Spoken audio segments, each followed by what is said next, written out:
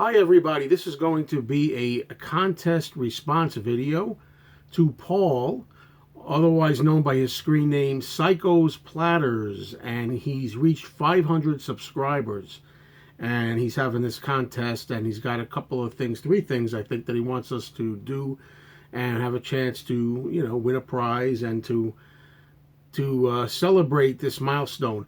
I would ask those of you out there who know of Psycho's Platters to please lend your hand and support him and make a video. And if you don't know Paul, I'm going to try to remember to leave a link down there. That's Psycho's Platters and Psyko apostrophe S.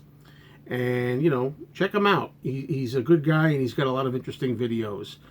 Now, let's see where we begin here. The first thing he wanted us to do was talk about our favorite bootleg, or bootlegs plural, and that could be on LP or CD. And I'm glad that he wound up putting it that way, because I have a number of them.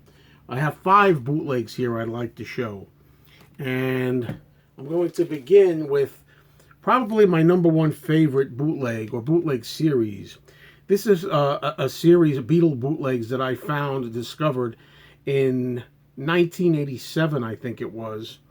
And I still haven't gotten the original one back. I used to have an old collection and I sold it, and I'm trying to reacquire everything. I haven't found the first volume, but this is the second volume. It was called Ultra Rare Tracks. This is 3 and 4.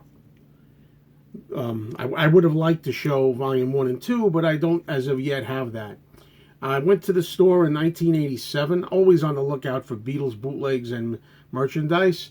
And I looked at the back and I saw stuff here like, for example, a couple of takes of I Feel Fine. And a couple of takes, more than a couple of takes of Day Tripper. And, when you're collecting this stuff for a while, you start to know what's legit and what's not, how much stuff is out there. I remember saying, this is very odd. I mean, there's outtakes here. She's a Woman. Yes, It Is. There's a Place. Misery. I said, they were never outtakes. I'm going to take this with a grain of salt. And I went home and I played this series, basically the first volume 1 and 2, really, and 3 and 4. And the sound quality was outstanding. Of course, we already know it was right off the masters. There's a whole history about it. People could tell you. And the sound quality on these was phenomenal. Like I said, right off the masters. In some cases, to me, sounds better than the actual records the Beatles released. So that, without a doubt, is my favorite bootleg or favorite bootleg series. But very early on in my Beatles collecting, I want to say 1976 maybe, something like that, I came across this, which is 5 Nights in a Judo Arena, the Beatles on stage in Japan. This cover came in a variety of styles and things, but this one was the one that I got. It's not the original copy that I first picked up. It's a replacement that I got fairly recently, in recent years. I don't have my original one anymore, but I remember picking this up at a flea market in Queens, the Aqueduct Flea Market, the racetrack, and this is the Japan concert, well, one of the Japan concerts with the black suits. They did a black suits and a white suits concert. This one was the black suits concert. And the sound quality was really good. I mean, it comes from a film, the film of them performing this. There's a film out there. So it's the audio from that. And to have a concert bootleg at the time of the Beatles doing a concert in Japan is pretty amazing. Could have been 1977 I picked that album up. I don't know. I'm showing bootlegs that, really are important to me. I've got tons and tons of bootlegs, but here's another one. From 1980, I believe. This is the Beatles broadcasts. And I picked this up in 1980 again. This is not the original copy. Doesn't matter, really, but, by this time, the covers were really getting nice. They were getting more colorful. There's kind of an embossed front here. And these were BBC tracks. Now we have all these BBC recordings available legitimately, right? But back then, when we got these, it was really a revelation. I mean, the sound quality on this particular album is phenomenal. As I say, if you ever want a bootleg where the BBC recordings sound really good, it's this. And it was certainly a welcome addition to the collection. Another one that stood out to me when I bought this, I think I got this in 1985, and it's the album Sessions. And this was ultimately going to be released legitimately. You know, this was, I think, a design for a possible release. This has come with a couple of different covers. I think there's another one with a bluish cover. I have it in my collection, but I decided to pick this one out of the two of them because this was the one that I first discovered myself. This particular, version. And they got an alternate shot from the Revolver picture there, the back of Revolver. And this has stuff that's now common. But in 1985, this stuff in great sound quality was fantastic. Stuff like Besame Mucho, How Do You Do It, One After 909, the early take, Leave My Kitten Alone, That Means a Lot, If You've Got Troubles, Ringo is vocal, an alternate, I'm Looking Through You, What's the New Mary Jane, Not Guilty, the White Album track that was rejected eventually, Come and Get It, the slow acoustic version of While My Guitar Gently Weeps that we all know and love now. This was all the first time I remember hearing a lot of this stuff, or I should say, in this kind of sound quality, because the quality, it's been available, some of that before that, like Leave My Kitten Alone, but not that clear. And one more bootleg I want to show you. This is not Beatles related. This is a Joan Jett and the Blackhearts bootleg, and it's called Jet Lag. And again, it's funny, none of these 5 are the original copies that I had. I had to get them all over again when I started collecting vinyl again. This is a two record set, 4 sides. It's got a really excellent concert and great sound quality.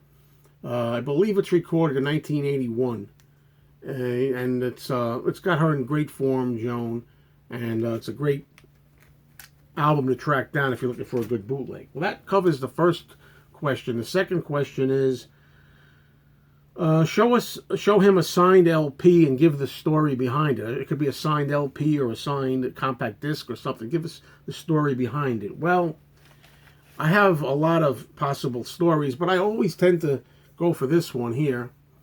It's an autograph I got from Joan Jett. It's funny, the anniversary had just kind of passed. I got this March 25th in the year 1984.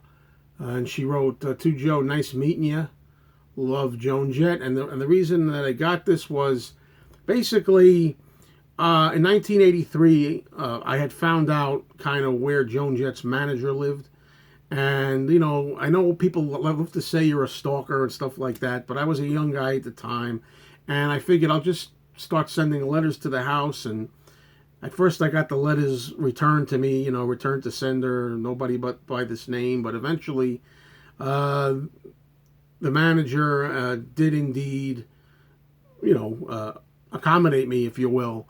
And I eventually worked up the courage one time to knock on the door. And this is, I say, I'm a youngster at this time. And the word stalking was not in play then, Now it would be a little different, a lot different. But back then, and the manager's wife opened the door, and she was very happy to see me. She said, "You write beautiful letters, Joe. We love your letters." And she told me that Joan was going to be at a club where she was going to be receiving an award.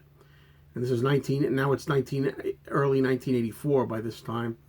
And I went there, and as soon as I saw her, I introduced myself before I even got my name out. She remembered my name from the letters, shook my hand violently with pleasure, and said, "Yes, I know, you're from so and such." And I was ecstatic, and she was so friendly, so happy. She shook my hand, as I always tell the story, and never let it go.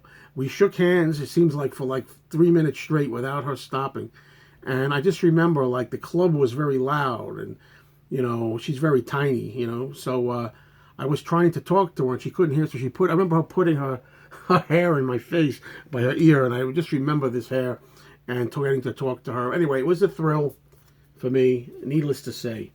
So the last question here is talk about an album that got away, something you almost got but got away. And I have 2 stories, both of them are fairly recent. One of them was a few months ago, where my store owner, Getty Joe as I call him, he actually sent me a text message, and the text message had a picture of a Canadian Beatles bootleg that had a really cool cover, and it had like tons of songs by the Beatles, just the regular catalog songs, but I loved the look of this album and how comprehensive it was, and I really wanted it. And then I called him up and I said, yeah, okay, I'll be in to get that, or can you save that for me or something? And he said, oh, it's too late, it's been sold. Like, no sooner did he send this picture to me, but only like an hour later or 2 hours later, one of the regular customers came in and got it. Well, that's how it goes. But it's funny, another story of an album that got away. Well, it's not an album. Actually, it's a 45. And this happened even more recently, a month or so ago. There was a TV show for kids when I was growing up called The Banana Splits.